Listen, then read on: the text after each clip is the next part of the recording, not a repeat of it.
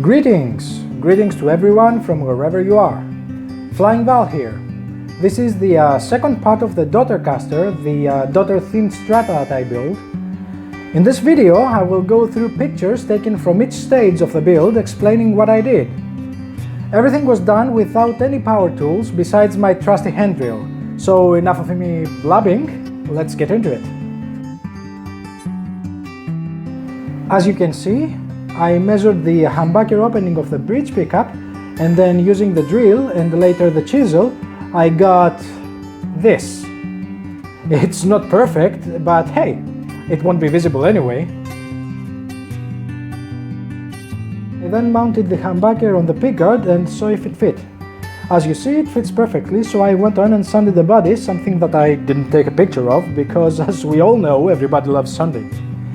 So I sanded the body and went and did a few hands of primer with more sanding in between, and this is what I got.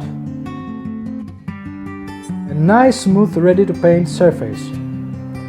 I then painted 5 hands of white paint. I used the same type of paint that I use when painting motorcycles. So far it is good, and hopefully it won't have problems through time.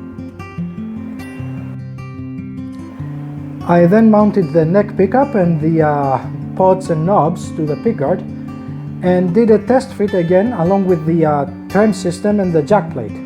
That way I knew how to position the pictures of my child. I then proceeded to put the pictures on, and this is what I got.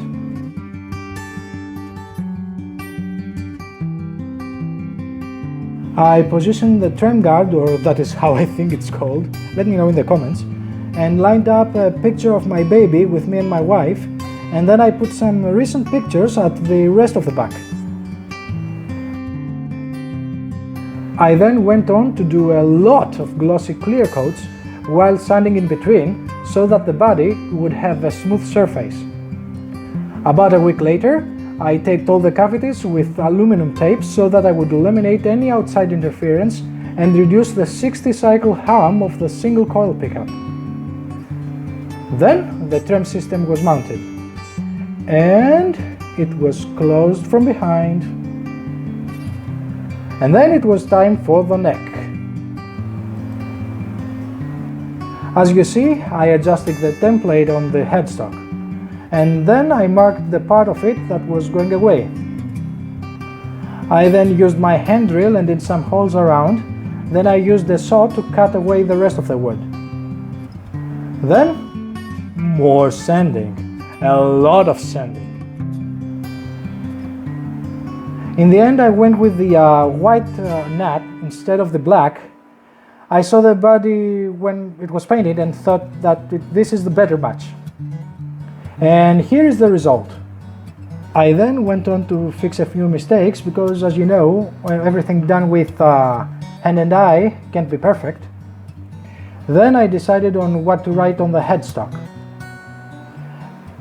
Later I cut it to see if it was a perfect fit, but in the end I decided to go with the handwriting because I wanted to do a decoupage or a decal, but that would take time and I was anxious to finish.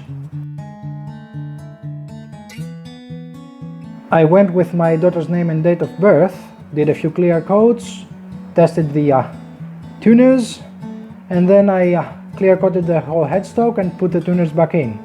And this is how it looks in front, with something missing though. And here it is complete. I put the roller tuners, and that's how it is. I polished the frets, oiled the fretboard, and here it is how it looks without the pickguard. When it came to the pickups, I didn't use the mounting springs. I instead cut a gas tube at the same size of the springs and used this in their place.